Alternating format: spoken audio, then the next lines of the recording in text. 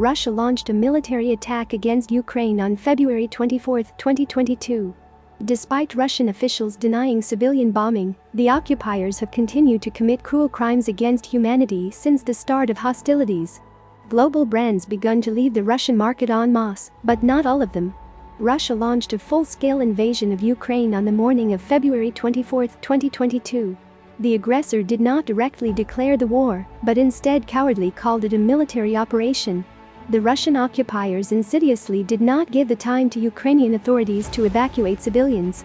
Instead, the enemy brazenly continues to claim that it does not commit crimes against civilians, but rather protects them from nationalists. But the world is not to be fooled. All civilized politicians and celebrities are actively expressing their support for Ukraine. World brands began refusing to do business with Russia. However, not all of them. It is worth noting that there are many reasons why so many international companies have decided to commit a mass exodus from Russia. Sanctions provided for blocking the operational work of banks and, accordingly, cards. Threat of complete disconnection from SWIFT. Troubles with logistics due to Europe's closure of airspace for Russian aircraft. Herd instinct. Ukrainian origin. A sense of justice. Hate for war and terrorism. Love and support for Ukraine. The official operating activity of an international company in any country means the payment of all relevant taxes.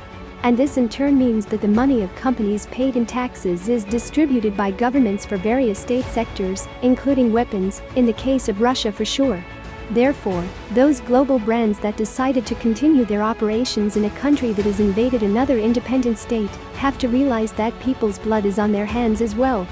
There were large corporations that had been keeping silent for a long time, haven't made any statements about leaving the Russian market, and had continued to work with the aggressor, as if nothing was happening. These included PepsiCo, P&G and Unilever. However, after some time, weighing all the reputational risks, they declared their positions. PepsiCo partial suspension of sales of goods in Russia. This applies to soft drinks under the brands Pepsi, Sprite, Mirinda. Sales of goods in the categories of baby food and dairy products will continue.